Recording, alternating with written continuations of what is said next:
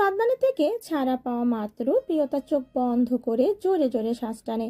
সাদনান নিজের বুকের দিকে তাকিয়ে আবার প্রিয়তার মুখের দিকে তাকিয়ে অসহায় কণ্ঠে বলল, এটা কি করলে চান? এখন আমি বাইরে কি করে যাব? পাঞ্জাবের অবস্থা নাজেহাল। প্রিয়তা লজ্জা ভুলে অবাক হয়ে সাদনানের বুকের দিকে তাকালো। সত্যি পাঞ্জাবিটা বাজেভাবে কুঁচকে গিয়েছে। প্রিয়তা কিছু বলবে তার আগেই সাদনান পাঞ্জাবিটা টেনে টুনে ঠিক করে। প্রিয়তা চুপ করে দাঁড়িয়ে থাকে। সাদনান এগিয়ে গিয়ে পারফিউম দিয়ে নিল। ড্রেসিং টেবিলের সামনে দাঁড়িয়ে গায়ে পারফিউম স্প্রে করতে করতে বলল, নিচে গেলেও সিঁড়ির নিচে রুমে আশেপাশে যাবে না। সব সময় বলতে হয়? বলা তো যায় না কখন কোন দিক থেকে কার নজর পড়ে বসে। সাদনান গুরুগম্ভীর কণ্ঠে কথাটা বলেই ফোন হাতে নিল। ঠিক তখনই দরজা কেউ কড়া নাড়ে। সাদনান ভ্রু উঁচিয়ে প্রশ্ন করল, কে? ছোট সাহেব, নিচের সব মানুষ আইয়া পড়ছে। আসি আমি। একটা মহিলা কণ্ঠস্বর। কাজের লোক চলে গেলেও সাদনান বউকে কাজের লোক চলে গেলে সাদনান বউকে বলে রুম থেকে বেরিয়ে গেল। বেশ কিছুদিন ধরে রাহান ঠিকঠাক দুই মামার সঙ্গে অফিসে যাচ্ছে। এতে আজম মির্জা আর মফিজুল মির্জা ভীষণ খুশি। বেশ কিছু ডিল কনফার্ম করেছে যথেষ্ট দক্ষতার সঙ্গে। আজও একটা মিটিং ছিল, সেটা শেষ করে বাড়ি ফিরতে ফিরতে রাহানের অনেক রাত হলো। আজ অনেক দিন পর প্রেয়সীর সাথে ঠিকঠাক কথা বলা হয় না, তাই রাহান আগে ফ্রেশ হয়ে খাবার খেয়ে নিল। খাবার সালেহা বেগম পরিবেশন করে দিল। সবাই অনেক আগেই রাতের খাবার খেয়ে নিয়েছে। সালেহা বেগম রাহানের খাবার শেষ সব গুছিয়ে রাখে। রাহান তখনও বসে আছে বড় মামির অপেক্ষায়। সালেহা বেগম সব গুছিয়ে এলেই রাহান বলল, সারা ঘুমিয়ে পড়েছে বড় মনে। মনে হয় না, মেয়েটা আমার দিন দিন উদাসীন হয়ে যাচ্ছে। চিন্তিত কণ্ঠ বলল সালেহা বেগম। রাহান ওনার কথা শুনে বুকের ভেতর মোচড় দিল। অনেক দিন ধরে মেয়েটাকে একটু সময় দেয়া হয় না, তাই এমনটা হওয়া স্বাভাবিক। কিন্তু ভালোবাসলে তো হবে না। ভালোবাসার মানুষটাকে সারা জীবনের জন্য নিজের করে রাখার জন্য নিজের প্রতিষ্ঠিত হওয়া জরুরি। আর সেটা রাহান করছে। রাহান কথাগুলো ভেবেই তপ্ত শ্বাস ফেলে বলে উঠল, আমি কি বাবাকে বলবো বাবা এর সঙ্গে কথা বলতে? না, আরো কটা দিন যাক, নয়তো সবাই বুঝে যাবে আমি তোকে অফিস যাওয়ার জন্য পরামর্শ দিয়েছি। তাহলে আমি তোর বাবাই এর সাথে কথা বলবো। সাদনান কি বলেছে? বেকার ছেলের সাথে বোন বিয়ে দিতে কোন ভাই চাইবে? তবে আমি জানি সাদনানের মনের কথা এটা নয়। তুই নিশ্চিন্তে থাক। হ্যাঁ, আমি তোদের বিশ্বাস করে। রাহানের কথায় সালেহা বেগম হাসল। অতঃপর রায়হানকে ঘুমোতে যেতে বলে নিজেও কক্ষের দিকে চলে গেল। সেদিন রাতে ছাদের দরজা খোলা ছিল। সালেহা বেগম ভেবেছিল হয়তো কাজের লোক দরজা বন্ধ করতে ভুলে গিয়েছে, তাই তিনি ছাদের দরজা বন্ধ করতে গিয়েছিল। আর সেখানে গিয়ে দুই মানবীর কথোপকথন শুনে তিনি থমকে দাঁড়ান। এর আগেও অবশ্য তিনি নিজের মেয়েকে রাহানের সাথে রাতে সেদিন প্রাচীর টপকে বাড়ির ভেতর প্রবেশ করতে দেখেছেন। কিন্তু সমস্যা হচ্ছে এই সম্পর্ক কি পরিণতি পাবে, এমন প্রশ্ন মস্তিষ্কে আসার যথেষ্ট কারণ রয়েছে। রাহান পড়ালেখা শেষ করেছে, সাদনান আর নানার সাথে থেকে রাজনীতি করে, কিন্তু কোনো পার্মানেন্ট জব নেই। আর সালেহা বেগম এই ব্যাপারে সাদনানের সাথে কথা বলে, আর সাদনানই রাহানকে অফিসে যাওয়ার জন্য বলে। রাহান সব দিক বিবেচনা করে তাই করলো। সাদনান ব্যালকনিতে দাঁড়িয়ে ফোনে কথা বলছে। প্রিয়তা রুমে বসে সাজুগুজু করছে। সাজুগুজু বলতে শাড়ি পরে, চোখে কাজল দিয়ে, ঠোঁটে হালকা গোলাপি রঙের লিপস্টিক দিয়ে, চুল ছেড়ে দিয়ে গুটি গুটি পায়ে ব্যালকনির দিকে এগিয়ে গিয়ে সাদনানকে পেছন থেকে জড়িয়ে ধরল। সাদনান একটু চমকায় না, তবে নিজের পুরুষালী চিত্ত জেগে ওঠে। হৃৎপিণ্ড অস্বাভাবিকভাবে লাফালাফি করে। মনের ভেতর ভালোবাসার জোয়ার ওঠে। বউকে কাছে পাওয়ার নেশা তীব্র থেকে তীব্র মাত্রা ছাড়িয়ে যায়। প্রিয়তা নিজের শরীর কাঁপছে। হৃৎপিণ্ড দ্রুত বেগে ওঠানামা করছে, যার ফলস্বরূপ সাদনানের পিঠে প্রিয়তার বুকের সাথে সংঘর্ষ হচ্ছে। সাদনান চকিতে পেছনে ফিরল। ফোন পাশের দোলনায় রেখে ধীরে ধীরে বউয়ের দিকে এগিয়ে এসে মুখটা উঁচু করে নিল। প্রিয়তার চোখ বন্ধ। সাদনান প্রিয়তার বন্ধ চোখের পাতায় ফু দিল। প্রিয়তা কেঁপে উঠল। সাদনান তৎক্ষণাৎ বউয়ের ওষ্ঠদয় নিজের ওষ্ঠদয়ের ভাঁজে নিল। সময় নিয়ে গভীর চুম্বন করলো। ছেড়ে দিয়ে প্রিয়তার মুখটা নিজের দুই হাতের আঁচলে নিয়ে মৃদু কণ্ঠে বলল, ধন্যবাদ, আমার প্রাপ্তিকে প্রাপ্তিময় করে মুহূর্তটাকে সুন্দর করে স্মরণীয় করে রাখার জন্য। তবে আমার জীবনের সেরা প্রাপ্তি আমার তুমি। এমপির বউ তুমি। এই সপ্তাহ 15 দিনের জন্য যদি কোথাও ঘুরতে গিয়ে বাড়ি থেকে কাপড় নিতে হয়, তবে যে নিজের পথকে খুব শীঘ্রই ত্যাগ করার সিদ্ধান্ত নিতে হবে। প্রিয়তা লাগেজে কাপড় নিচ্ছিল। সাদনানের হঠাৎ এরূপ কথায় ভ্রু কুঁচকে এলো। মিনিটখানেক সময় চুপ করে কথাগুলোর মানে বুঝতে চাইল। বুঝতে পেরে লাগেজ থেকে সব কাপড় ফের কাবাডে রাখতে রাখতে বলল, কি হয়েছে বলুন তো? আমি তো আগে কোনো এমপি মন্ত্রীর কন্যা ছিলাম না। কোথাও গেলে আগের দিন নিজের ব্যাগ গুছিয়ে রেখে দিতাম, তাই এখনো ব্যাপারটা মাথা থেকে বেরিয়ে গিয়েছিল। সাদনান প্রিয়তার কথা শুনে একটু নড়ে চড়ে বসল। ল্যাপটপ স্ক্রিনে স্থির দৃষ্টি রেখেই গম্ভীর কণ্ঠে বলল, এখন থেকে মাথায় রেখো, আর মনের মধ্যে আমায়। শেষের কথাটা বিড়বিড় করে বলল। প্রিয়তা ঠিকঠাক শুনতে পায় না, তাই কৌতূহল নিয়ে প্রশ্ন করলো, কিছু বললেন? না, তাড়াতাড়ি চলো, তোমায় রেখে আমার বেরোতে হবে। প্রিয়তা কিছু না বলে বোরকা হিজাব পরে রেডি হয়ে নিল। সাদনান বইয়ের কপালে নিজের অধরে স্পর্শ করে হাত নিজের মুঠোয় পুড়ে নিয়ে রুম হতে বেরিয়ে এলো। বাড়ির সবার কাছে বিদায় নিয়ে যাত্রা শুরু করলো। মির্জা বাড়ি বেশ রমরমা কিছুটা পরিবেশ। বাড়ির প্রতিটা মানুষ কাজে ব্যস্ত। বছর 4 পর কাল রাহানের বোন রিধি দেশে ফিরছে। রিধি এ বংশের না হলেও এ বাড়ির সবার প্রিয়, অনেক আদরের। বাড়িতে মেয়ে বলতে ছিল প্রথম কন্যা, তাই ভালোবাসাটা রিদির জন্য সবার একটু ভিন্ন রকম। রিদি নিজের পড়ালেখা শেষ করে ইতালি একটা জব নিয়েছে, আজ 2 বছর হলো। অবশ্য সবাই চেয়েছিল রিদি শুধু লেখাপড়া শেষ করে দেশে চলে আসুক, কিন্তু রিদির স্বপ্ন যেটাই হোক সেটা হলো লেখাপড়া শেষে একটা ভালো জব করা, যেটা রিদি করেছে। কিন্তু এখন সবার বেশ জোরাজোরিতে রিদি দেশে আসছে। জাফর মির্জার এবার মনে মনে নাতনির জন্য ভিন্ন কিছু ভেবেছেন। এখন মেয়েটা মেনে নিলে হয়। জাফর মির্জা চায়ের কাপে চুমুক দিয়ে সেটা আবার সেন্টার টেবিলে রেখে দিয়ে আজম মির্জার দিকে তাকিয়ে জিজ্ঞেস করলো, তা কে যাচ্ছে ঋতুকে নিতে? আমি, রাহান, রফিকা, সারা, মাইশা আর সাদমান। প্রিয়তা প্লেট থেকে সাথে ফিরে আসবে। আজম মির্জার কথা শেষ হওয়ার সাথে সাথে আয়শা বেগম জিজ্ঞেস করলো, আপনি যাবেন আব্বা? জাফর মির্জা জানালো, না, আমার একটা জরুরি সভা রয়েছে। সাদনান বাড়ি নেই, তাই আমার সেখানে উপস্থিত হতে হবে। আজম মির্জা আগে থেকে এ ব্যাপারে অবগত ছিল। জাফর মির্জা যাবেন না, তাই তিনি আর কিছু জিজ্ঞেস করলো না।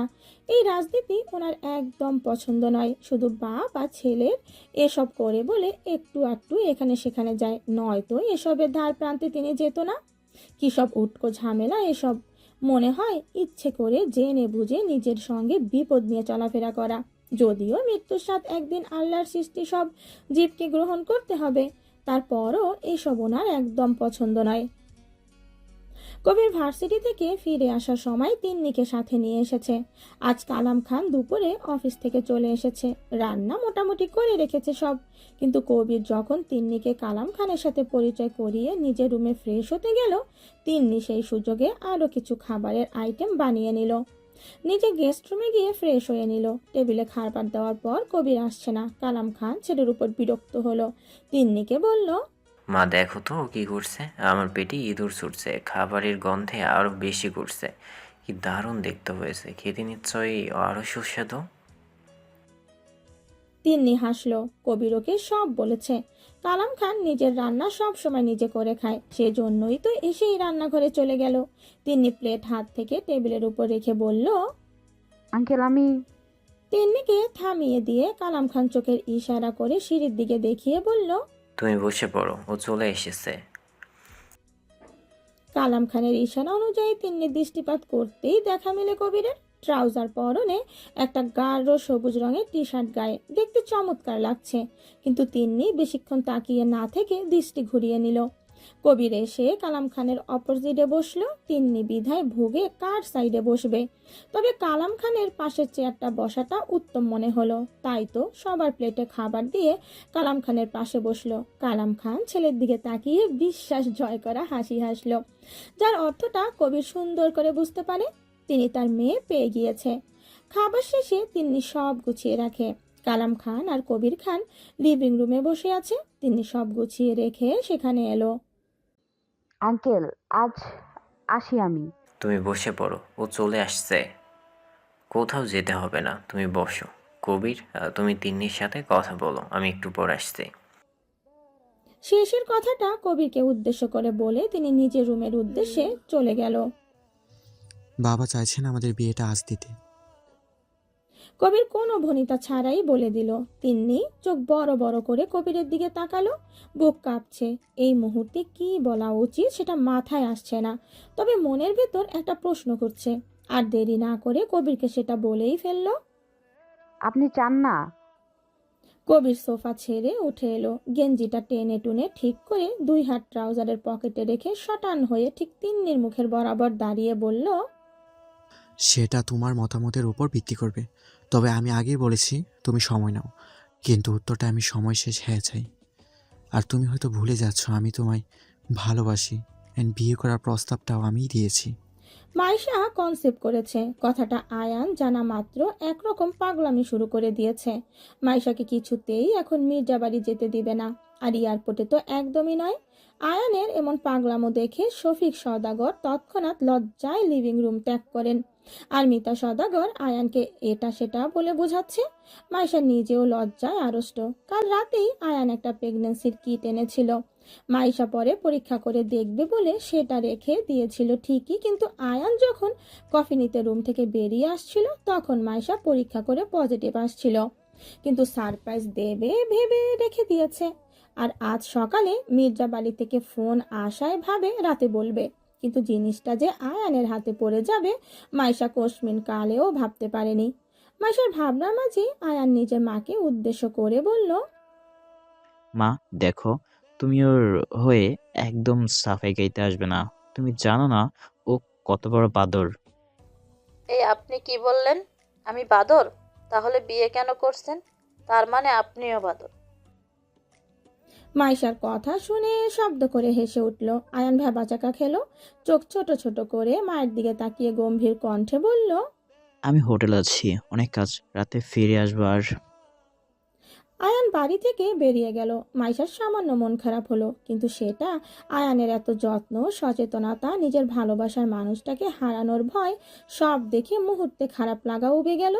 ঠোঁটের কোণে এক চিলতে হাসি টেনে মিতা সদাগরকে বলে উঠল, আমি যাব না মা, ফোন করে জানিয়ে দেব ভাইয়াকে। শুধু মাইশার গালে হাত রেখে মুচকি হেসে চলে গেল। সাদনান ফোনে কথা বলা শেষ করে বউকে টেনে নিজের বক্ষ দেশে নিল। প্রিয়তা ঘুম ঘুম চোখে সাদনানের মুখের দিকে একবার তাকিয়ে মুচকি হেসে সাদনানের গায়ে হাত ছোঁয়া দিল। অতঃপর চোখ বন্ধ করে নিশ্চিন্তে নিরাপদে স্থানে ঘুমিয়ে গেল। সাদনান বউকে এক হাতে নিজের বুকে আগলে রেখে আরেক হাতে ফোনে একটা ভিডিও ওপেন করে, যেটা শেষ অবধি সাদনান শুধু হাসলো, যেন কোনো ছাড় পোকা ঘর থেকে বের করে দিয়েছে। ভিডিও দেখা শেষ সাদনান হোয়াটসঅ্যাপে গিয়ে একটা মেসেজ লিখল। অতঃপর সাদনান ফোনে স্ক্রল করে আবার বাইরের দিকে নজর পড়তেই দেখা মিলে সাদনানের সাথে আসা গাড়িগুলো একটা বিশাল বড় বিল্ডিং এর গেট দিয়ে ভেতরে প্রবেশ করছে। সেখানে সবগুলো গাড়ি পার্কিং করা হলো। মোটামুটি মিডিয়া লোকের জায়গায় ভিড় জমিয়েছে। প্রশ্ন একের পর এক করেই যাচ্ছে, এখানে আসার মূল উদ্দেশ্য কি? শুধু কি স্ত্রীকে নিয়ে আলাদা সময় কাটানো, ঘোরাঘুরি করা, নাকি এর পেছনে ভিন্ন কারণ রয়েছে? এমন অনেক প্রশ্ন সাদনান উপেক্ষা করে বউকে এক বাহু আগলে নিয়ে এগিয়ে গেল। সামনে পেছনে আইন শৃঙ্খলা বাহিনী রয়েছে। প্রিয়তার শরীর কাঁপছে। এরকম পরিস্থিতিতে সে আর কখনো পড়েনি, সাথে অস্বস্তি তো আছেই।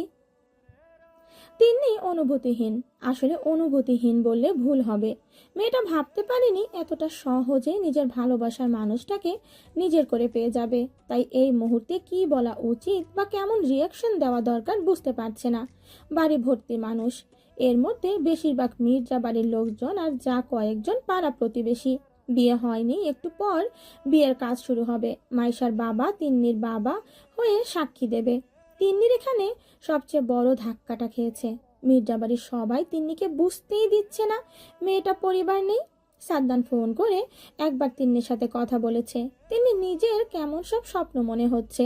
বিয়েটা তিন্নি এক প্রকার ঘোরের মধ্যে থেকেই কবুল বলেছে। পাশেই বসে আছে তিন্নির। হঠাৎ করে সবটা এত তাড়াতাড়ি কি করে হলো? তিন্নির মনে বারবার প্রশ্ন আসছে। বিয়ে পড়ানো শেষ, ঘর ফাঁকা হতেই তিন্নি হাত চেপে ধরলো, ফিস ফিস করে জিজ্ঞেস করলো, তুই আগে থেকে জানতি সব? আরে না, বাবা হঠাৎ ফোন করে জানালো।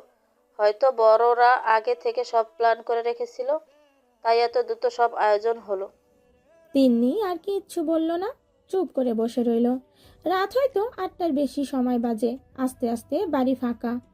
মাইশাকে নিয়ে আয়ান অনেক আগেই বাড়ি চলে গিয়েছে। এখন শুধু মির্জা বাড়ির সবাই রয়েছে, তারাও একটু পর যাবে। কবির, কাল কিন্তু আমার মেয়েকে নিয়ে চলে আসবে। কবির শুধু হাসলো। মফিজুল মির্জা তিন্নির দিকে তাকিয়ে বলল, যখনই বাবাকে মনে পড়বে তখন চলে যাবে, কখনো দ্বিধা করবে না। মাইশা এখন থেকে যেমন তুমি মির্জা বাড়িতে তেমনই। তিন্নি সুফিয়া বেগমের হাত মুঠো করে ধরে শক্ত হয়ে দাঁড়িয়ে রইল। কি বলা উচিত এই মানুষগুলোকে? কোনো ভাষা খুঁজে পাচ্ছে না তিন্নি। তবে হাসি মুখেই চোখে জল গড়িয়ে পড়ল। খুব সাবধানে সেটা মুছে শুধু মাথা নাড়ল। রাতে তিনি গেস্ট রুমে ফ্রেশ হয়ে বিয়ের শাড়ি চেঞ্জ করে একটা সুতি শাড়ি পরে নিল। শাড়িটা কবির দিয়েছে। এটা কবিরের মায়ের শাড়ি, সাথে শাড়ির প্রয়োজনীয় সব, যার সব শরীরে একদম মাপ মতো হয়েছে। তিন্নি ভাবছে কোনোভাবে কি এসব কবির স্যার দেখেছে। পরক্ষণেই ভাবে দেখলেই বাকি, স্বামী স্ত্রী এখন ওরা। কিন্তু তারপরেও নারী জাত, লজ্জা তাদের ভূষণ। তিন্নি নিজেকে যথাসম্ভব ধাতস্থ করে রুম হতে বেরিয়ে এলো। কাজের লোক আছে, সব মানুষ বিদায় নিয়েছে। তিন্নি রান্নাঘরে গিয়ে দেখলো একজন মহিলা খাবার গরম করছে। আরেকটা বাচ্চা 8-10 বছরের হবে প্লেটগুলো গুছিয়ে রাখছে। তিনি মহিলাটার দিকে তাকিয়ে জিজ্ঞেস করলো, আপনার মেয়ে? হ গো বউ, বাসায় একা থাকবার চায় না, এর লাইগাই লগে লইয়াই। আচ্ছা সমস্যা নেই, কিন্তু কাজ করাবেন না ওকে দিয়ে। মহিলাটা পান খেয়ে লাল টকটকে করে রাখা ঠোঁট জোড়া এলিয়ে দিয়ে হাসলো। তিনি খাবার ডাইনিংয়ে নিতে নিতে কালাম খান আর কবির খান উপস্থিত হলো। খাবারের পর কাজের মহিলা সব গুছিয়ে রাখবেন জানালো। তিন্নি দ্বিধায় ভুগছে, কোন রুমে যাবে? গেস্ট রুম নাকি কবির স্যারের রুমে? তিন্নি ভাবতে ভাবতে লিভিং রুমের সোফায় বসে পড়লো। শাড়ির আঁচল মাথা থেকে অনেক আগেই পড়ে গিয়েছে। চুলগুলো হাতে খোপা বাঁধা। বিয়ের সাজে চুল ছাড়া ছিল, তাড়াহুড়া করে হয়তো আর আঁচড়ানো হয়নি। ফ্রেশ হয়ে এভাবে চলে এসেছে রান্নাঘরে। কবির এগিয়ে গেল। ক্লান্তি আর চিন্তায় মগ্ন থাকা তিন্নির একদম নিকটে গিয়ে দাঁড়ালো। তিন্নি হঠাৎ কবিরকে নিজের সামনে দেখে একটু চমকালো। লাফিয়ে উঠে বসা ছেড়ে কবির তিন্নির 2 বাহুতে হাত রেখে মৃদু স্বরে বলল, রিল্যাক্স, হাইপার হওয়ার কিচ্ছু নেই। আমি তো, তা তুমি এখানে বসো। কি করছো? না ইয়ে মানে, হয়েছে, আর ইয়ে মানে করতে হবে না। এখন থেকে আমার তুমি, আর আমার তুমি মানেই আমার সব তোমার। আই হোপ পরবর্তীতে তুমি আমার কোনো কিছু নিয়ে অস্বস্তি বোধ করবে না। অস্বস্তি না, আমার তো লজ্জা লাগছিল। তিন্নি মাথা নিচু করে কথাটা বলেই সম্মতি ফিরতে কি বলেছে বুঝতে ফেলে চট করে মাথাটা উঁচু করে কবিরের দিকে তাকিয়ে লজ্জা পেল। কবির কেমন এক ঘোর লাগা দৃষ্টিতে তিন্নির দিকে তাকিয়ে আছে। তিন্নি মাথায় আঁচল টানে। কবির লম্বা শ্বাস ছাড়ে। তিন্নির একটা হাত মুঠোয় পুরে নিয়ে নিজে আগে আগে হাঁটা ধরে। তিনি অজানা অনুভূতি কবিরের স্পর্শে শরীর শিরশির করে উঠল। কবির তিন্নিকে নিয়ে সোজা উপরে নিজের রুমে এলো। ফুলে সজ্জিত কক্ষে প্রবেশ করা মাত্র নানা রকম ফুলের গন্ধে তিন্নি শরীর শিহরণ হলো। কবির দরজা বন্ধ করে তিন্নিকে পেছন থেকে জড়িয়ে ধরল। তিনি বরফের অনুরূপ জমে গেল। শক্ত শটান হয়ে খিচে চোখ বন্ধ করে নিল। শখের পুরুষ, ভালোবাসার মানুষটার স্পর্শে দেহ মন জুড়ে ভালো লাগার অনুভূতি সর্বাঙ্গে ছড়িয়ে গেল। কবির নিজের ঠোঁট তিন্নির ঘাড়ে ছুঁয়ে দিল। তিনি কেঁপে উঠল। শক্ত করে কবিরের হাতের উল্টো পিঠে নখ ডুবিয়ে দিল। কবির ভ্রু কুঁচকে নিল। তবে ভালোবাসার মানুষটার এই ব্যথা আরো দ্বিগুণ করলো বউ নামক এই সুন্দরী রমণীকে নিজের করে পাওয়ার, সর্বাঙ্গে নিজের বেহায়া হাতের স্পর্শ দেওয়ার। তাই তো ব্যথা উপেক্ষা করে তিন্নিকে ঘুরিয়ে নিজের দিকে করে নিল। তিন্নি অধরে কোনো লিপস্টিক দেওয়া নেই। বিয়ের সময় লাল লিপস্টিক দিয়েছিল, কিন্তু তিন্নি তা ধুয়ে মুছে সাফ করে নিয়েছে। ফ্যাকাশে রঙের ঠোঁট জোড়া বড্ড আকর্ষণীয় লাগছে দেখতে। কাপা কাপা দুই জোড়া অধর কিঞ্চিত পরিমাণ ফাঁকা রয়েছে। তিনি চোখ বন্ধ করে জোরে জোরে শ্বাস ফেলছে। কবির এক পলক বউয়ের অধর পানের দিকে তাকিয়ে থেকে নিজের পুরো ঠোঁট জোড়া দিয়ে বউয়ের ঠোঁট চেপে ধরে। আস্তে আস্তে পাগলামি বাড়তে থাকে। এটাই কি হঠাৎ ভালোবাসা, নাকি গভীর বহু সময় ধরে জমিয়ে রাখা ভালোবাসা?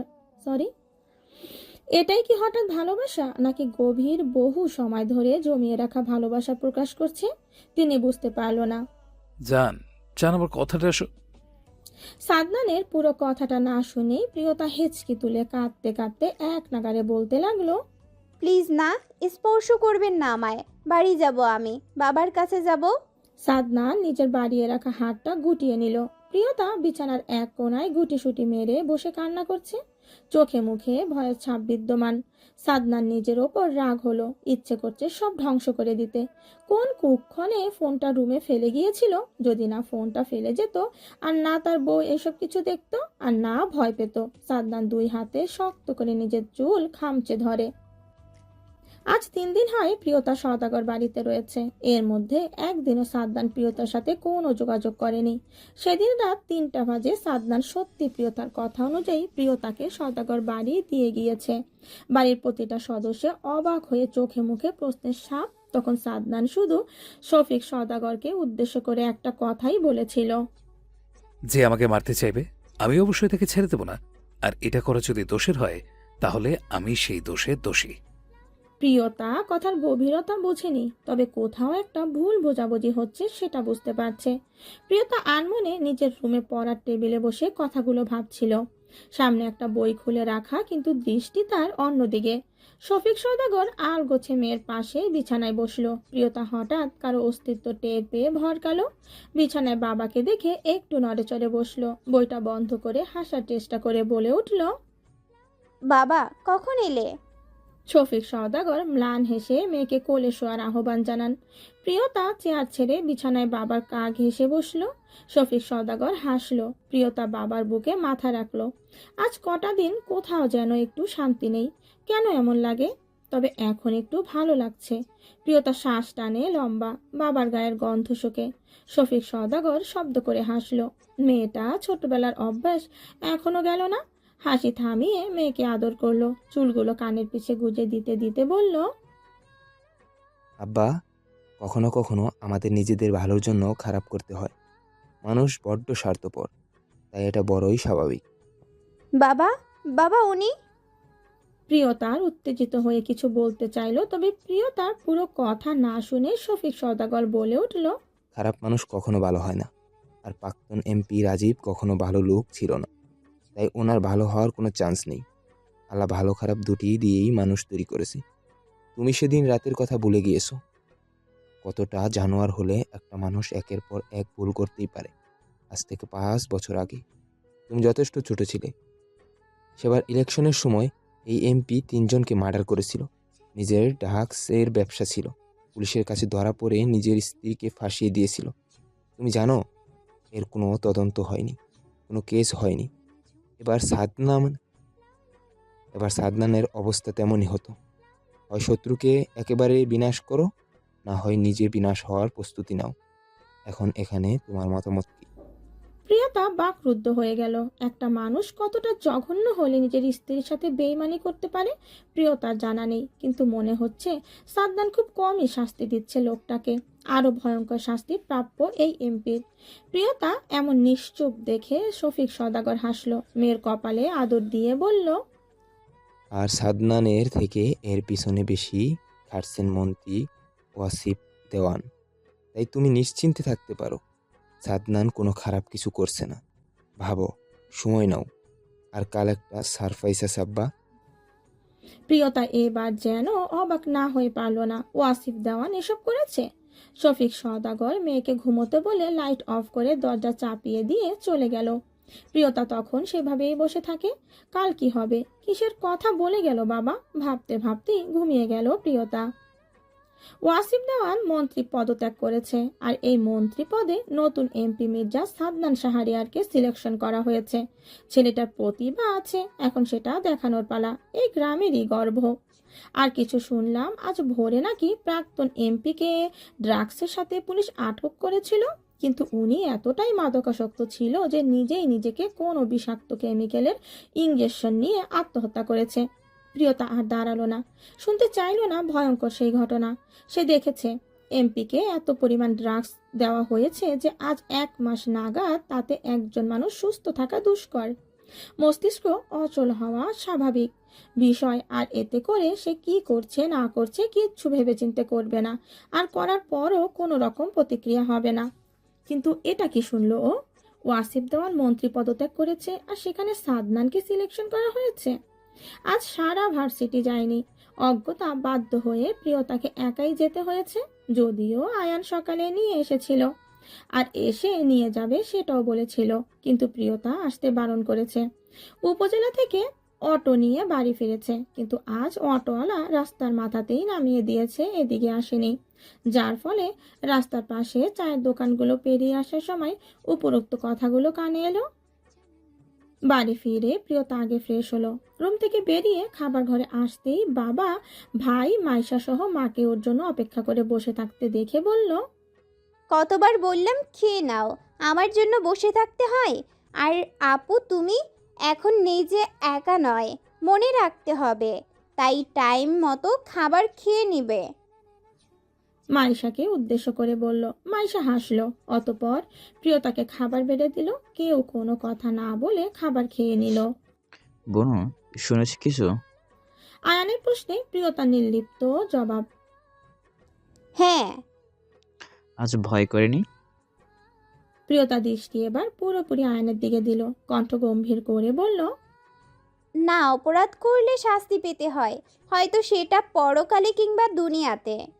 শফিক সওদাগরের মুখে বিজয়ী হাসি হাসলো। মেয়ে তার বুঝদার, শুধু পরিস্থিতিতে শিকার হয়ে মাঝে মধ্যে সবটা সামলে উঠতে পারে না।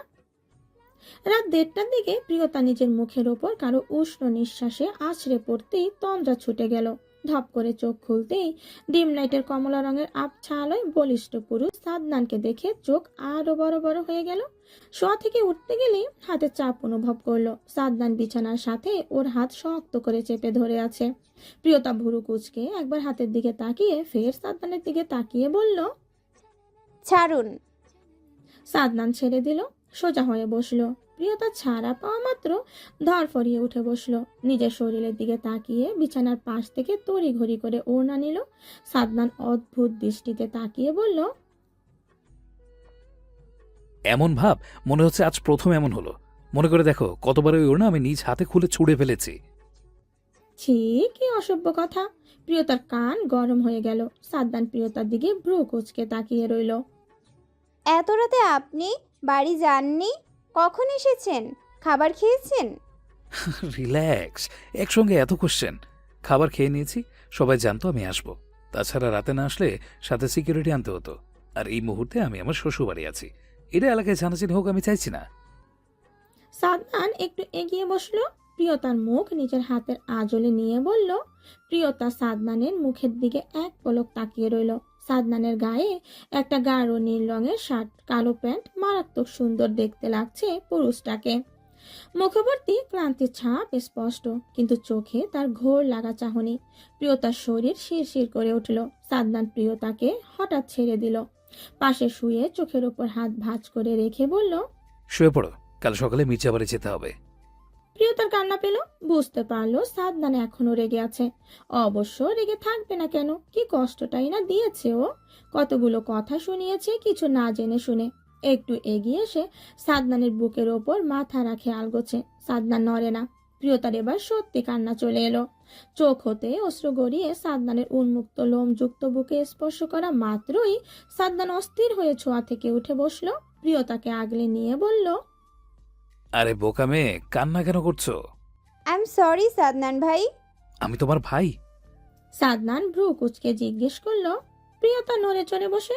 সাদনান শক্ত করে বউকে জড়িয়ে ধরে গম্ভীর কণ্ঠে বলল, জনগণ যদি জানতে পারে মন্ত্রী সাদনান শাহরিয়ারের বউ তাকে ভাই ডাকে, তবে আমার সম্মানটা কোথায় যাবে বুঝতে পারছো? অভ্যাস হয়ে গিয়েছে, আগে ভাই ডাকতাম। 6 মাসের বেশি সময় হতে চললো বিয়ে হয়েছে, এটা কোনো যুক্তি হলো? প্রিয়তা জবাব দিল না। সাদনান বউয়ের মতলব বুঝতে পারে। প্রিয়তা সাদনানের শার্টের বোতাম খুলছে। সাদনান বাধা দিল না, নিজেও বউয়ের ঘাড়ে অধরে স্পর্শ করে। রাহান বোনের কাঁধে মাথা রেখে বসে আছে। বোনকে সে প্রচুর ভালোবাসে।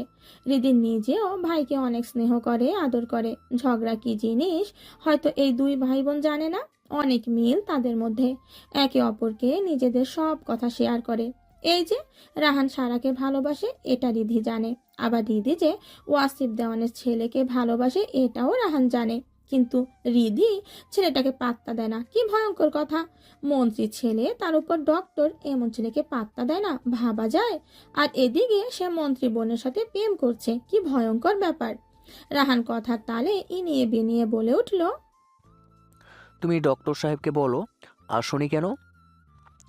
আজ সন্ধ্যায় আমার সাথে কথা হলো, মনে হচ্ছে ভীষণ রেগে আছে।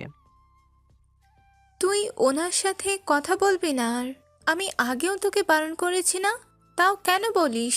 রিধি একটু থেমে আবার বলল, এসব বড়লোকদের সাথে আমাদের যায় না।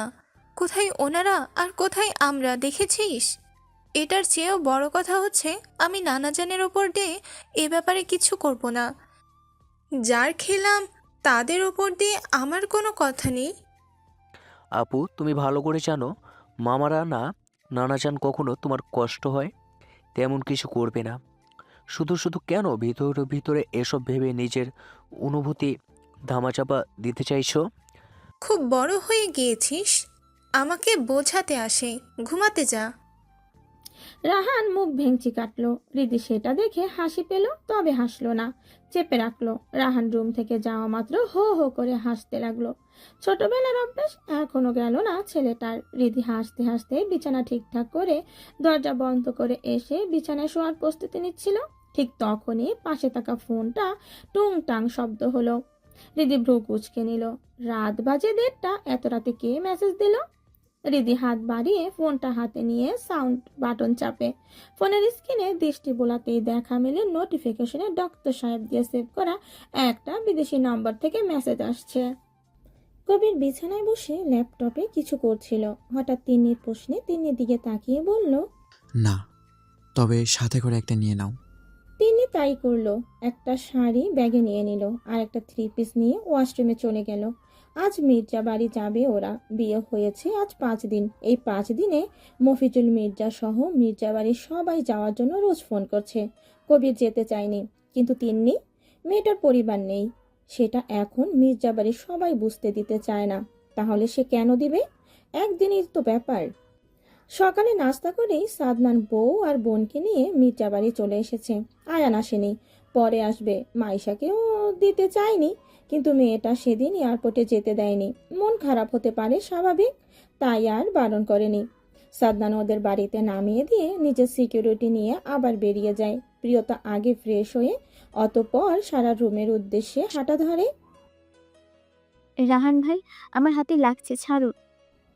সারা ব্যালকনিতে দাঁড়িয়েছিল, আর রাহান হঠাৎ কোথা থেকে এসে হুমড়ি খেয়ে বারান্দায় এসে সারাকে টেনে এনে ঠাস করে বারান্দার দরজার সাথে চেপে ধরে। একটা হাত শক্ত করে সারার হাত টেনে ধরে। সারা আকস্মিক আক্রমণে ভয় পেয়ে গেল, চোখ বন্ধ করে ব্যথাতুল শব্দ করে। সামনে দাঁড়ানো মানুষটাকে রাহান সেটা বুঝতে বেগ পেতে হয় না, তাই তো চোখ বন্ধ রেখেই উপরোক্ত কথাটা বলল। রাহান ফোঁসফোঁস করে চোয়াল শক্ত করে জানালো, লাগার জন্যই ধরেছি, আদর করতে নয়। ছি, কি সব বলেন? ভুলে যাচ্ছেন আমি আপনার বোন। এই তোর মুখ আমি ভেঙে ফেলবো। তুই আমার বোন না, আর না আমি তোর ভাই। একদম বেশি বলবেন না। আমি বেশি বলছি? আর তুই যা করেছিস ঠিক করেছিস। কি শুরু করেছিস আজ 1 মাস নাগাদ? বলছি না আমায় একটু সময় দে। হঠাৎ সারা শব্দ করে কেঁদে দিল। রাহান হকচকালো, ভোরকে গিয়ে তড়িঘড়ি করে সারার হাত ছেড়ে সারাকে জড়িয়ে ধরলো। মাথায় হাত বুলিয়ে দিতে দিতে বলল, আইনো আমি তোকে টাইম দিতে পারি না, ঠিকঠাক দেখা হয় না, কথা হয় না। অভিমান হবে, কিন্তু অভিমান ভাঙার জন্য তো আমাকে তোর কাছাকাছি আসতে দিতে হবে। কিন্তু তুই আমাকে ইগনোর করিস। আমি করতামটা কি? সারা কোনো জবাব দিল না, কান্নাও করছে না, চুপচাপ রাহানের বুকে মাথা রেখে সেভাবেই পড়ে রইল। রাহান নিজেও চোখ বন্ধ করে সারাকে জড়িয়ে ধরে রইল। সারা, প্রিয়তার কণ্ঠ শুনে দুজন দুদিকে ছিটকে দূরে সরে গেল। প্রিয়তা চোখের ওপর হাত রেখে বলল, আমি কিছু দেখিনি। সারা প্রিয়তাকে টেনে নিয়ে রুমের বাহিরে আসার উদ্দেশ্যে হাঁটতে হাঁটতে অনুরোধের স্বরে বলল, কাউকে বলিস না প্লিজ, বিশেষ করে আপু আর ভাবিকে, জানতে পারলে ইচ্ছে মতো পচাবে। প্রিয়তা ফ্যাল ফ্যাল করে তাকিয়ে থাকে সারার দিকে। সারা প্রিয়তাকে টেনে নিয়ে নিচে লিভিং রুমে চলে এলো। সেখানে বাড়ির সবাই আছে মোটামুটি। রিধি বসেছিল আম্বিয়া মির্জার পাশে। সেখান থেকে উঠে এসে প্রিয়তাকে আঁকড়ে নিল, আদর করলো, কপালে চুমু খেয়ে বলল, এত কেন আদরে তুই? আগেও দেখলে আদর করতে ইচ্ছে করতো। প্রিয়তা মুচকি হাসলো। সত্যি কে সে ভীষণ আদুরে দেখতে। সত্যি কি সে ভীষণ আদুরে দেখতে? সবাই কেন এমন করে? প্রিয়তার ভাবনার মাঝে রিধি প্রিয়তাকে টেনে নিয়ে সোফায় বসালো। দুপুরে তিন্নি আর কবির এলো। সবাই হই হুল্লোড়ের মধ্যে দিয়ে খাবার শেষ করে আড্ডা দিতে বসে গেল। কবির তিন্নির দিকে তাকিয়ে থাকে। মেয়েটাকে মনে হয় প্রথমবারের ন্যায় কবির ওকে এতটা হাসি খুশি দেখলো। নিজের কাছের আপন ভালোবাসার মানুষগুলো থাকলে নিজেদের মন ভালো হয়ে যায়, সুখী মনে হয় নিজেদের। আড্ডা শেষ হয়, যে যার রুমে চলে গেল। সাদনান বাড়ি ফিরেছে। মির্জা বাড়ি পুরোটা সিকিউরিটি দিয়ে ঘেরাও করা। কাল সকাল অবধি সাদনান এখানে থাকবে, তারপর বউকে সাথে নিয়ে শহরে যাবে। প্রিয়তার মন খারাপ হলো এই খবর শোনার পর। সবাইকে ফেলে যেতে ইচ্ছে করছে না। ভাবলো রাতে এ ব্যাপারে সাদনানের সাথে কথা বলবে। প্রিয়তার রুমে গিয়ে অদ্ভুত একটা গ্রান পেল। চোখ বন্ধ করে শ্বাস টানে বার কয়েক। সাদনান এখন বিছানায় বসে বউকে নিজের কাছে ডাকলো। প্রিয়তা গুটি গুটি পায়ে এগিয়ে গিয়ে সাদনানের সামনে দাঁড়ালো। বাহিরে অন্ধকার, মেঘ জমেছে আকাশে। হয়তো কিছু সময় ব্যবধানে সেগুলোও বৃষ্টি হয়ে জমিনে লুটিয়ে পড়বে। প্রিয়তা লাইট অন করতে গেলে সাদনান বাধা দিল। বউকে টেনে নিজের কোলে বসিয়ে বালিশের পাশ থেকে একটা বেলি ফুলের মালা বের করলো। সামান্য নেতিয়ে গিয়েছে, হয়তো দুপুরে কড়া রোদে। প্রিয়তার কৌতূহল জাগে, এই ভর দুপুরে এটা কোথা থেকে আনলো? সহসায় মনে প্রশ্ন আসা মাত্র জিজ্ঞেস করলো, কোথা থেকে আনলেন এটা? দেখিনি আমি। পকেটে করে এনেছি, তাই দেখনি? সাদনান প্রিয়তার হাতে সেটা বেঁধে দিতে দিতে জানালো। প্রিয়তা ভুরু কুচকে বলে উঠল, কিন্তু পাঞ্জাবি আমি খুলে নিজে হাতে বিছানায় রেখেছিলাম। প্যান্ট চেক করেছিলে? আস্তে করে প্রিয়তার হাতের উল্টো পিঠে চুমু খেয়ে বিছানা ছেড়ে উঠে ব্যালকনির দিকে এগিয়ে যেতে যেতে জিজ্ঞেস করলো। প্রিয়তা নাকের কাছে নিজের হাতটা এগিয়ে নিয়ে গ্রান শোকে লম্বা লম্বা শ্বাস টেনে জবাব দিল, না। দূর দূর বাড়ির চারিদিকে কালো পোশাক পরিহিত সিকিউরিটি দাঁড়িয়ে আছে। দৃষ্টি তাদের উল্টো দিকে। বাড়ির দিকে পিঠ করে দাঁড়িয়ে আছে। সবার হাতে বন্দুক, সাথে একটা করে ছাতা। হয়তো বৃষ্টির জন্য দিয়েছে। ব্যালকনিতে যাওয়া মাত্র দক্ষিণা শীতল বাতাস এসে গা ছুঁয়ে গেল। প্রিয়তার শরীরের সবগুলো লোমকূপ শিরশির করে উঠল। শিহরণ দিল শরীর। সাদনান প্রিয়তাকে পেছন থেকে জড়িয়ে ধরে ঘাড়ে নাক ঘষে। প্রিয়তা এক হাত সাদনানের গালে রেখে আর এক হাত নিজের জামা খামচে ধরে। সাদনান টুপটাপ বৃষ্টির ন্যায় চুমু খেলো বউয়ের গলার ঘাড়ে। প্রিয়তা সাদনানের দিকে ফিরে সাদনানের গলা জড়িয়ে ধরে পা জোড়া সাদনানের পায়ের উপর ভর দিয়ে দাঁড়িয়ে সাদনানের লম্বা উঁচু নাকের ডগায় চুমু খেলো। সাদনান ভ্রু কুচকে তাকালো বউয়ের দিকে। আজ সেদে সেদে এত আদর দেখাচ্ছে। সাদনান বুঝতে পারলো বউ কিছু আবদার নিশ্চয়ই করবে, তাই আগে আগে জিজ্ঞেস করলো, কি ব্যাপার? প্রিয়তা সাদনানের টি শার্টের বোতাম খুলতে খুলতে আদুরে কণ্ঠে বলল, শুনুন। বলো। সাদনান বউয়ের চুল ঠিক করতে করতে বলল। প্রিয়তা ইনিয়ে বিনিয়ে মিনমিন করে বলল, আমার ওখানে যেতে ইচ্ছে করছে না, না যাই প্লিজ। সাদনান ঠিক জানতো বউ তার এই জন্যই এত আদর দেখাচ্ছে। সাদনান খানিকক্ষণ সময় নীরব থাকে। ঝিরে ঝিরে বৃষ্টি পড়া শুরু করেছে। সাদনান নিজের হাত সহ বউয়ের হাতটা বাহিরে বৃষ্টির মধ্যে এগিয়ে দিল। মুহূর্তের মধ্যে দুটি হাত পানির স্পর্শ পেয়ে কেঁপে উঠল। বৃষ্টির ঠান্ডা পানি শরীর শিহরণ বয়ে যায়। সাদনান বউয়ের পেটে শক্ত করে চেপে ধরে বুকের মধ্যে পিষে নেওয়ার মতো করে। ঘাড়ে নাক ঘষে লম্বা শ্বাস টানে। চুলের ভাঁজে মুখ গুজে দিয়ে নিশাতুল কণ্ঠে সম্মতি দিয়ে জানালো, আচ্ছা, যাব না। প্রিয়তা চমকে উঠল। সাদনান এত সহজে রাজি হয়ে যাবে প্রিয়তার ধারণাতীত ছিল। ভেবেছে গম্ভীর কণ্ঠে বলবে এটা সম্ভব নয় জান, কিন্তু এখন তো বিপরীত হলো। প্রিয়তা এই মুহূর্তে কি বলা উচিত মাথায় আসছে না। খুশির জোয়ারে মুখের বুলি হারিয়েছে। সাদনান বউয়ের কোনো প্রতিক্রিয়া আশাও করেনি, কারণ শব্দগুলো সত্যি অপ্রত্যাশিত ছিল। প্রিয়তাকে ছেড়ে দিয়ে সাদনান ঝট করে করে তুলে নিল। প্রিয়তা চোখ বড় বড় করে সাদনানের দিকে তাকিয়ে গলা জড়িয়ে ধরে। সাদনা রুমের উদ্দেশ্যে হাঁটতে হাঁটতে বলল, এমন একটা ওয়েদারে রোমান্স না করলে নিজের সাথে ঘোর অন্যায় করা হবে আমার জান। একদম না তিন্নি, বাইরে অনেক গার্ডস রয়েছে, ছাদে এই অবস্থা কিছুতেই না। বৃষ্টি নেমেছে পর থেকে তিন্নি ছাদে ভিজতে যাওয়ার জন্য উঠে পড়ে লেগেছে। 3 পিস চেঞ্জ করে শাড়ি পরেছে। কবির তখন ব্যালকনিতে ছিল। রুমে এসে তিন্নির অবস্থা দেখে 1 সেকেন্ড সময় লাগে না ব্যাপারটা বুঝতে। এদিকে তিন্নি কবিরকে দেখে হাসি হাসি মুখে কিছু বলতে যাবে, তার আগেই কবির বারণ করে সতর্ক সংকেত দিয়ে দিল। তিন্নির হাসি হাসি মুখটা ফাটা বেলুনের ন্যায় চুপসে গেল। তবে দমে গেল না তিন্নি। এগিয়ে গিয়ে আহ্লাদি স্বরে বলল, শাড়ি পরবো? আপনি আসুন না প্লিজ। তাছাড়া বৃষ্টির সময় সবাই গেটের নিরাপদ স্থানে চলে গিয়েছে। কবির কোনো রূপ জবাব দিল না। ফোন বিছানায় রেখে তিন্নিকে টেনে নিয়ে ওয়াশরুমে চলে গেল। ঝর্ণা ছেড়ে তিন্নিকে নিয়ে সেটা নিচে দাঁড়িয়ে পড়ল। কিছু সময় ব্যবধানে উপর থেকে পানি পড়ে দুজনকে ভিজিয়ে জুবুথুবু করে দিল। কবির তিন্নিকে একদম নিজের সাথে মিশিয়ে নিল। তিন্নি কাঁপছে, ভয়ে নাকি লজ্জায় বুঝতে পারে না। কবির তিন্নির মুখের উপর পড়ে থাকা এলোমেলো চুলগুলো এক হাতে ঠিক করে দিল।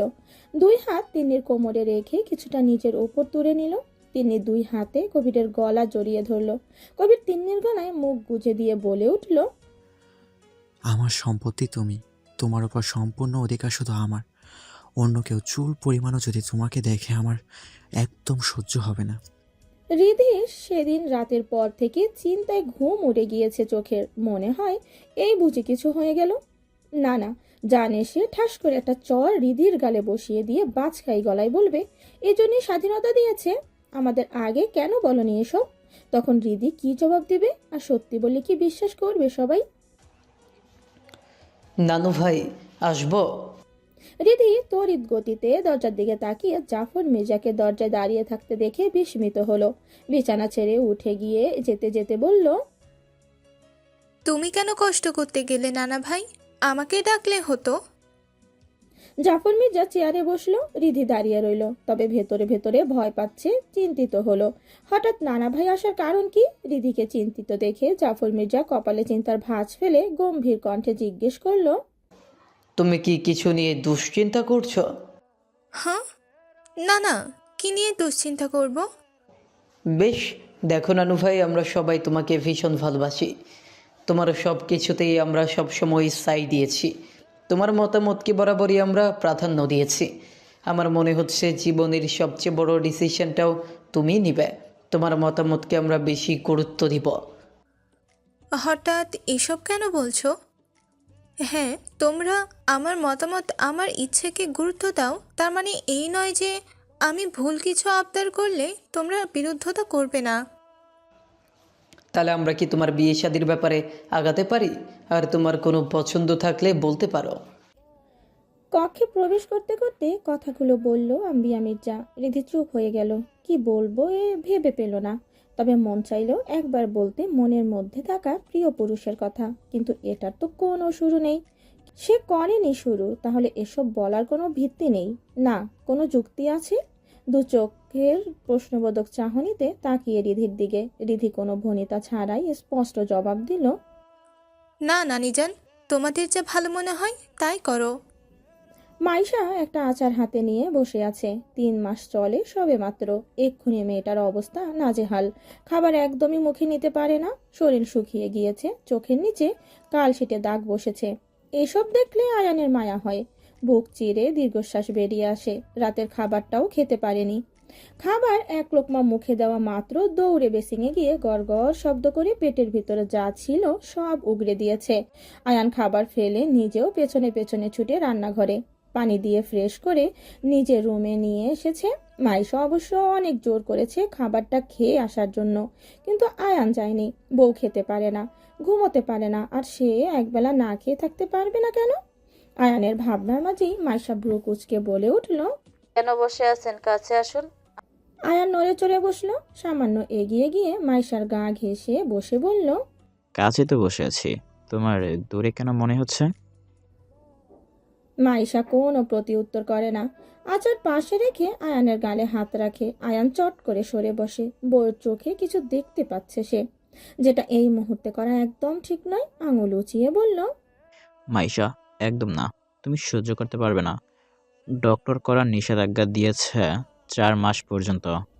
মাইশা শোনে না। আয়ানের ঠোঁটে নিজের তর্জনী আঙুল চেপে চুপ করিয়ে দিল আয়ানকে। আয়ান ঘামছে। প্রেয়সীর এই আহ্বান তাকে ভেতর থেকে উত্তেজিত করে দিল। অনেক দিন প্রেয়সীকে ভালোবাসে না, লোভ হলো। হ্যাচকা টানে বউকে বিছানায় শুয়ে দিয়ে নিজের শরীর বিছানায় রেখে মাইশার গলায় মুখ গুজে দিল। মাইশা শক্ত করে আয়ানকে জড়িয়ে ধরল। প্রিয়তা ইনিয়াকে নিয়ে বসে আছে। আয়নার শরীরে জ্বর আসছে, রাহাত বাড়ি নেই। ডক্টর চেক আপ করে ওষুধ দিয়ে গিয়েছে। এখন ঘুমিয়ে আছে আয়না। রাতের খাবার সুফিয়া বেগম খাইয়ে দিয়েছে, ওষুধ দেওয়া হয়েছে। জ্বর এখন বেশি নেই। ইনিয়া ঘুমে ডুলুডুলু করছে। প্রিয়তা বিছানা ছেড়ে ইনিয়াকে নিয়ে ঘর ছেড়ে বেরিয়ে এলো। কাজের লোককে ডেকে ইনিয়া খাবার চাইলো। খাবার এনে ইনিয়াকে খাইয়ে দিল। ইনিয়া খাবার খেয়ে প্রিয়তার কোলে ঘুমিয়ে পড়ল। প্রিয়তা আয়নার পাশে মেয়েকে শুইয়ে দিয়ে রুমে এলো। রাত 9:30 বাজতে চলে।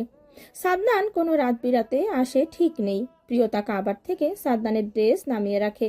ঠিক তক্ষুনি বিছানার থাকা ফোনটা সশব্দে বেজে উঠল। প্রিয়তা এগিয়ে গিয়ে ফোন হাতে নিল। সাদনান কল করেছে। প্রিয়তা একটু না অনেকটাই অবাক হলো। বিস্ময় কাটিয়ে ফোন রিসিভ করতেই সাদনানের গুরুগম্ভীর কণ্ঠস্বর ভেসে এলো, নিচে এসো, আমি গাড়িতে অপেক্ষা করছি। এত রাতে কোথায় যাব? আগে এসো।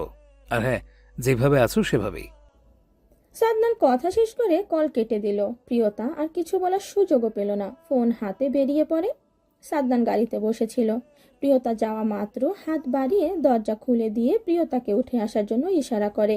প্রিয়তা চুপচাপ উঠে বসে। সাদনান গাড়ি স্টার্ট করলো। কোথায় যাব আমরা?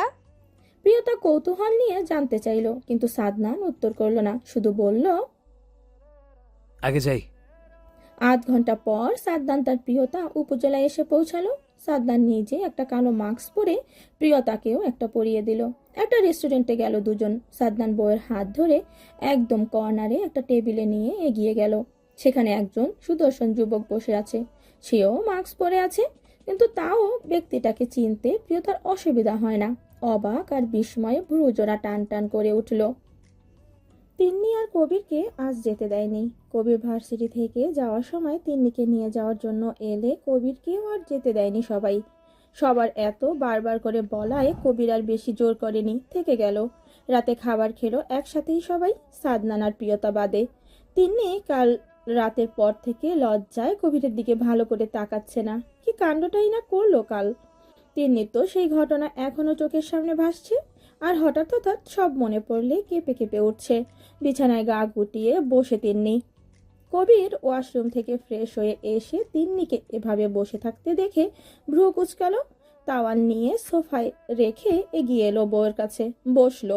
তিন্নি কবিরের অস্তিত্ব টের পেয়ে নড়ে চড়ে বসলো। কবির এক হাতে তিন্নিকে নিজের সাথে শক্ত করে জড়িয়ে ধরে জিজ্ঞেস করলো, ঘুমোলে না যে? দেখছেন আকাশে কত তারা? হ্যাঁ। চাঁদ নেই, অন্ধকার। চলুন না ব্যালকনিতে যাই। তোমার এখানে এসে কেন সব বায়না শুরু হলো তিন্নি? আমাদের বাড়িতে গিয়ে আমরা রাতের আকাশ দেখব। তিন্নি আর কিচ্ছু বলল না। পেটটা অজানা কোনো কারণে ব্যথা করছে। তিন্নিকে চুপচাপ দেখে কবির চিন্তিত কণ্ঠে জিজ্ঞেস করলো, কি হয়েছে? শরীর খারাপ লাগছে? না, এমনি। অনেক রাত হয়েছে, শুয়ে পড়ুন। হ্যাঁ হ্যাঁ, অবশ্যই। কবির তিন্নির গলায় মুখ গুজে বলল। তিন্নি শিউরে ওঠে, খামচে ধরে কবিরের হাত। কবির তিন্নির চুল সরিয়ে গলায় ঘাড়ে আস্তে আস্তে অধরে স্পর্শ করে মাতাল করতে থাকে বউকে। তিন্নি হাত ছেড়ে আচমকাই কবিরকে জড়িয়ে ধরে। কবির মুচকি হেসে বউকে বিছানায় শুইয়ে দিল। বাড়িতে হুরুস্তোর আয়োজন চলছে সেই সকাল থেকে। সবার মুখে হাসি খুশি ভাব। শুধু রিধি চিন্তিত, কি হচ্ছে কিচ্ছু বুঝতে পারছে না। বার কয়েক সারাকে জিজ্ঞেস করছে, কিন্তু সারাটাও আজ এমন ভাব করছে মনে হচ্ছে কিচ্ছু জানে না। কিন্তু রিধি জানে এই বাদর মেয়ে সব জানে, নিশ্চয়ই কারো নিষেধাজ্ঞা রয়েছে, সেজন্যই কিছু বলছে না। 12টা বাজতে না বাজতেই সবাই রিদির গোসল করা নিয়ে উঠে পড়ে রাখলো। রিদি যেন অবাকের অষ্টম পর্যায়ে, কি সব হচ্ছে কিচ্ছু মাথায় ঢুকলো না। সবাই কেন রিদির গোসল নিয়ে পড়লো রিদির বোধগম্য হচ্ছে না। গোসল শেষে বেরিয়ে আসার পরপরই রিদির মা খাবার হাতে এলো। মেয়েকে খাইয়ে দিলে শাড়ি পরিয়ে দিল। রিদি কিছু আন্দাজ করতে পারে। শাড়ির কুচি ঠিক করতে ব্যস্ত। মায়ের মুখ পানে তাকিয়ে শান্ত কণ্ঠে জিজ্ঞেস করলো, আমাকে কেন কেউ কিছু বললে না মা? না তো কাল বললোই সব। তুমি কি করে জানলে? নানি জান কি বলেছে? আমি ছিলাম, সবাই ছিল, তুই দেখিসনি। রিদি কথা বালায় না। লিভিং রুমে শোরগোল শুনে রিদির মা হন্তদন্ত পায়ে ছুটে গেল। তবে যাওয়ার আগে রিদিকে কড়া নির্দেশ দিয়েছে রুম থেকে এক পা না নড়তে। জি, মেয়ে আমার পছন্দ হয়েছে। পরিচিত কণ্ঠ তড়িৎ একবার ঘাট তুলে সামনে তাকালো রিধি। অনাকাঙ্ক্ষিত মানুষকে নিজের সামনে উপস্থিত দেখে একটু না বেশ অনেকটাই অবাক বিস্ময় নিয়ে মাথা ফের নিচু করতেই কানে এলো নানা জাফর মির্জা বলছে, তবে কি বলেন, ছেলে মেয়ে কথা বলে নেই? একদম কোনো ভুল নেই। ওয়াসিফ দেওয়ান সায় দিয়ে বলল। সারাকে ডেকে ওয়াজিদ আর রিধিকে ছাদে নিয়ে যাওয়ার জন্য বলে জাফর মির্জা। সারা আগে আগে ওয়াজিদকে নিয়ে উপর সিঁড়ির দিকে এগিয়ে গেল। রাহান এসে বোনকে জড়িয়ে ধরে এগিয়ে যেতে যেতে বলল, তোমার কি খারাপ লাগছে? রিদি ভাইয়ের পিঞ্চ মেরে কথায় চোখ খটমট করে তাকালো রাহানের দিকে। রিদি ভালো করে বুঝতে পারছে রাহান যে রিদির হঠাৎ করে এমন ঘটনার সম্মুখীন হওয়া নিয়ে এই প্রশ্নটা জিজ্ঞেস করছে। স্টুপিড, কোথায় যাচ্ছিস তুই? এখানে দাঁড়া। সারা সত্যি দাঁড়িয়ে গেল। রাহান এগিয়ে গিয়ে সারাকে টেনে ধরে বোনকে ছাদের দরজার দিকে ঠেলে দিল। রিধি হুমড়ি খেয়ে গিয়ে শাড়ি পা বেঁধে পড়তে পড়তে নিজেকে সামলে সোজা হওয়ার আগে শক্ত একজোড়া হাত রিধির কোমর টেনে ধরে নিজের সাথে মিশিয়ে নিল। রিধি আকস্মিক ঘটনায় ভরকালো। শরীরে কোনো পুরুষালী ছোঁয়া অনুভব করতেই ছিটকে দূরে সরে যেতে চাইল, কিন্তু এটা সম্ভব হলো না। ওয়াজিদ ঠোঁটের কোণায় অদ্ভুত হাসি ঝুলিয়ে বলল, শুধু শুধু নিজের এনার্জি অপচয় করছো, কোনো লাভ হবে না। রিদি ওয়াজিদের কথায় ড্যাব ড্যাব করে চোখ তুলে কালো শার্ট গায়ে, শার্টের ওপর কালো স্যুট পরা খোঁচা খোঁচা দাঁত রিদি ওয়াজিদের কথায় ড্যাব ড্যাব করে চোখ তুলে কালো শার্ট গায়ের ওপর কালো স্যুট, খোঁচা খোঁচা চাপ দাড়ি, মুখের দিকে তাকিয়ে রইল। এই চোখের নিচে কালশিটের দাগ কি আমাকে ছেড়ে আসার বিরহে? নির্ঘুণার্থ কি সেটার সাক্ষী? হঠাৎ ওয়াজিদের এরূপ বক্তব্য রিদি ভরকালো, হকচকিয়ে গেল, চোখ বড় বড় হয়ে গেল। কি বলে এই পুরুষ? হার্ট সার্জনের সাথে সাথে মনোবিজ্ঞানী হয়ে গেল নাকি? নয়তো তাকে ছেড়ে আসার অনলে পড়েছি, সে তা কি করে জানলো এই পুরুষ? মাই কুইন, এত কিসের ভাবাভাবি? ইউ নো না, আমি সব জানি। ইভেন তোমার মাথায় মনে এখন কি ঘটছে সেটাও জানি। হৃদের ভাবনার মাঝে ওয়াজিদ নিজের তর্জনী আঙুল দিয়ে হৃদের এলোমেলো চুলগুলো কানের পিঠে গুজে দিতে দিতে বলল। হৃদয় সত্যি সত্যি এবার বিস্ময় খেলো। নিজেকে ছাড়িয়ে নেওয়ার চেষ্টা করতে করতে বলল, ছাড়ুন। ওয়াজিদ হালকা করে দিদিকে নিজের সাথে চেপে ধরে হঠাৎ হৃদি কেঁপে কেঁপে উঠল। ওয়াজিদ পরপরই ছেড়ে দিল। নিজের গায়ের উপর কালো ব্লেজার ঠিক করে নিয়ে হৃদির দিকে পিঠ ঘুরে দাঁড়ায়, চুলে হাত দিয়ে ঠিক করতে করতে বলল, বি রেডি, খুব শীঘ্রই তোমার মনের ঘরে আমার রাজত্ব চলবে। কথা শেষ, চোখ টিপে ছাদ হতে নেমে গেল ওয়াজিদ। হৃদি ড্যাব ড্যাব করে ওয়াজিদের যাওয়ার পথে তাকিয়ে থাকে। রাজত্ব চলবে কি, অলরেডি চলছে, সেটা কি বোঝে না এই পুরুষ? রাহান মাত্রই সারার হাতটা ধরেছিল, আর তখনই সেখানে উপস্থিত হয় ওয়াজিদ। দুজনকে চমকে ওঠে। সারা হয়তো ভেবেছিল ওয়াজিদ কিছু জিজ্ঞেস করবে, হয়তো দু একটা ধমকও দেবে, কিন্তু না। সারাকে অবাক করে দিয়ে ওয়াজিদ মুচকি হেসে বলল, চালিয়ে যাও, সম্পর্কে দুজনের সম্মতি আর ভালোবাসা থাকাটা জরুরি। বিয়ের তারিখ ঠিক করা হয়েছে, হাতে মাত্র 2 দিন সময়। গোছগাছ শুরু হয়ে দিয়েছে সবাই। বাড়ি ঘর ঝাড়পোছ থেকে শুরু করে শপিং। আজও বাড়িতে দোকানের লোকজন গিয়ে গয়না থেকে শুরু করে শাড়ি আনিয়েছিল আম্বিয়া মির্জা। সাদনান বাড়িতে নেই, প্রিয়তাকে নিভে বুঝতে পারে না। সবাই মোটামুটি নেওয়া শেষ। প্রিয়তা তখন একটা ছাই রঙের শাড়ি হাতে দাঁড়িয়ে আছে। আম্বিয়া মির্জা একটা জামকালা শাড়ি হাতে নিয়ে প্রিয়তাকে কাছে ডাকলো। প্রিয়তা একটু চিন্তিত হলো, হঠাৎ ডাকার কারণ বুঝতে পারে না। চারিদিকে একবার চোখ বুলিয়ে নিল, সবাই প্রিয়তার দিকে তাকিয়ে আছে। আয়না ইশারা করে বোনকে আম্বিয়া মির্জার কাছে যাওয়ার জন্য। প্রিয়তা গুটি গুটি পায়ে এগিয়ে গিয়ে আম্বিয়া মির্জার সামনে দাঁড়াতেই নিজের হাতে থাকা শাড়িটা প্রিয়তার গায়ে মেলে ধরে বলে উঠল। সালেহা বেগমকে উদ্দেশ্য করে কথাটা বলেই শাড়িটা প্রিয়তার হাতে দিয়ে কিছুটা হুমকি জারি করলেন যেন। প্রিয়তা বিনা বাক্যে মাথা দুলালো। মানুষটা ভালো, শুধু একটু কড়া আর গম্ভীর। ওয়াজিদ ভাই, আপনি কেন এতগুলো ড্রেস এনেছেন? দাদিজান আজ নিজে পছন্দ করে আমায় সব দিয়েছে। সাদনার রুমে এসে অনেকগুলো শপিং ব্যাগ বিছানায় রাখতেই প্রিয়তা সোফা থেকে উঠে এগিয়ে এসে সেগুলোর দিকে ভুরু কুচকে তাকিয়ে সাদনানের পাঞ্জাবির বোতাম খুলতে খুলতে বেশ উচ্ছ্বসিত হয়ে উপরোক্ত কথাগুলো বলল। সাদনান অবাক হয়। দাদি এমন করেছে বিশ্বাস করতে একটু সময় লাগে, তবে পরক্ষণেই মাথায় আসে দাদি তার ভীষণ ভালো, শুধু আগেরকার দিনের মানুষ, তাই এখনকার মানুষের কাজকর্ম পছন্দ করে না। খুঁতখুঁতে টাইপের মানুষ, নিয়মকানুন বেশ মেনে চলে। দাদিজানের দেওয়াগুলো অবশ্যই অনুষ্ঠানে পড়বে, আর আমারগুলো শুধু আমার সামনে বেডরুমে। থতমত কণ্ঠে কথাগুলো বলেই সাদনান ওয়াশরুমে চলে গেল। এদিকে প্রিয়তা ভাবুক হলো। সাদনানের কথার আগাগোড়া কিছুই বোধগম্য হয় না। ততস্থ ভঙ্গিতে এগিয়ে গিয়ে শপিং ব্যাগ হাতড়ে কাপড় বের করতেই চক্ষু চরক গাছ, এক ঝাটকায় সেটা ছুঁড়ে ফেলে বিছানার একপাশে। পরপর সবগুলো চেক করে, কিন্তু সবগুলো একই রকম দেখে প্রিয়তার কান গরম হয়ে এলো। মুখে লজ্জায় রক্তিম হয়, দুই কান কচলাতে কচলাতে বিড়বিড় করে বলে ওঠে, অসভ্য পুরুষ, কি অশ্লীল চয়েস। হাজবেন্ড আমি তোমার, তোমাকে নিয়ে অশ্লীল চিন্তা আমার জন্য হালাল। হঠাৎ সাদনানের কণ্ঠে প্রিয়তা চোখ বড় বড় করে পেছনে তাকিয়ে সাদনানকে দেখে অপ্রস্তুত হলো, নড়ে চড়ে বসলো। সাদনান একটা হালকা আকাশি রঙের টাওয়াল কোমরে পেঁচিয়ে দাঁড়িয়ে আছে। প্রিয়তা বিছানা ছেড়ে উঠে দাঁড়ালো। কাবার থেকে সাদনানের ড্রেস এনে সাদনানের হাতে দিয়ে মিনমিন করে বলল, ওগুলো বেশি পাতলা, আপনি জানেন আমি এমন শাড়ি পরি না। তাতে কি, আগে পড়তে না এখন পড়বে? তাছাড়া আমি তো বাইরে পড়ার জন্য আনিনি, শুধু আমার সামনে আমি যতক্ষণ থাকবো তখন পড়বে। সাদনান কথা বলতে বলতে নিজের কাপড় পরে নিল। প্রিয়তা ততক্ষণে সব শপিং ব্যাগে কাভার্ডে তুলে রাখতে নিয়েছে। সবগুলো রাখা শেষ। লাস্ট একটা ব্যাগ রাখার জন্য উদ্যত হতেই সাদনান এগিয়ে গিয়ে প্রিয়তার হাত টেনে ধরল। প্রিয়তা ভুরু কুচকে সাদনানের দিকে তাকালো। সাদনান ব্যাগটা নিজের হাতে নিয়ে প্রিয়তাকে টেনে বিছানায় বসিয়ে একটা সাদা পাতলা শাড়ি প্রিয়তার হাতে দিল।